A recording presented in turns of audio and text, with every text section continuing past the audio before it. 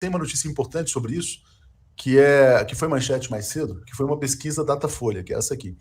Os brasileiros apontam o ex-presidente Lula como o maior presidente do Brasil em todos os tempos. 37%. Ocorre que, em 2010, eram 71% que diziam que o Lula era o maior presidente em todos os tempos. Ele foi alvo do jornalismo de guerra, de uma campanha negativa extremamente pesada, mas, mesmo assim, ele nunca perdeu essa liderança. E essa mesma pesquisa aponta o Jair Bolsonaro como o pior presidente brasileiro em todos os tempos. O Lula vai completar, digamos assim, o ciclo da sua presença na vida política nacional com grande êxito.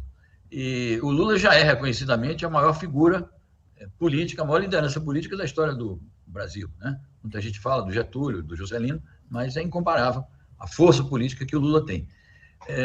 Acho que a classe dominante fez de tudo para descredenciá-lo, para desqualificá-lo, para apagá-lo, e estamos na expectativa aí do documentário do Joaquim, exatamente, que ele vai mostrar isso, como que os 580 dias de prisão, ao invés de terem conseguido esse resultado, ao contrário, retemperaram o Lula, forjaram o Lula ainda mais e trouxeram o Lula a esse resultado surpreendente. Aliás, é uma declaração do Paulo Okamoto, que é um auxiliar de sempre do Lula, né? Ele diz isso. Quem esperava que depois de todo esse terremoto que se abateu sobre o Lula, ele fosse voltar triunfalmente. Eu esperava. Da República. Não, eu esperava. Então, eu acho que sim, que o Lula tem tudo para fazer um bom governo, ele está tendo um bom começo. Estão havendo aí fricções em relação à nomeação desse ou daquele ministro.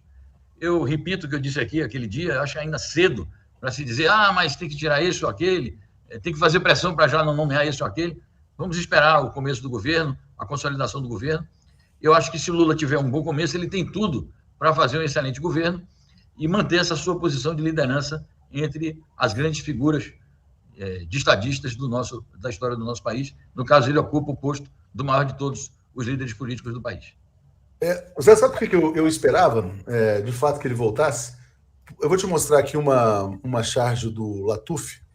O Lula foi preso pelo Sérgio Moro, né? Quando você vê a dimensão histórica dos dois personagens, o tamanho de um e de outro, não fazia sentido. Quer dizer, me parecia óbvio que o Lula iria voltar, né? Aquela prisão, na verdade, o Lula era grande demais para a prisão. O Moro era pequeno demais para ser herói, né?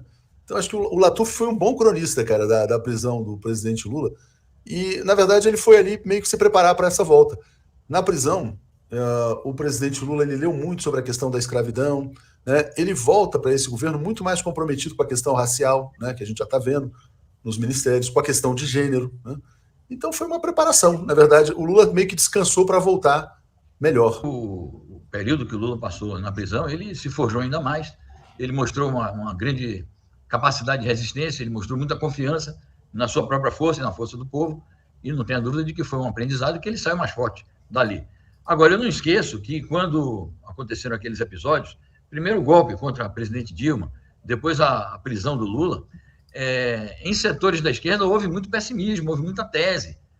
Diziam o seguinte, aproveitaram aí um conceito, que na minha opinião, um conceito furado, que criaram, um conceito sociológico, na minha opinião, furado, o lulopetismo, que criaram isso.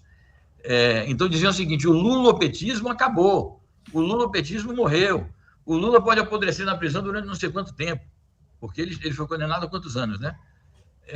Então eu acho que houve muitas incompreensões, então houve um momento de grande pessimismo na esquerda. Eu me lembro que, em setores, né?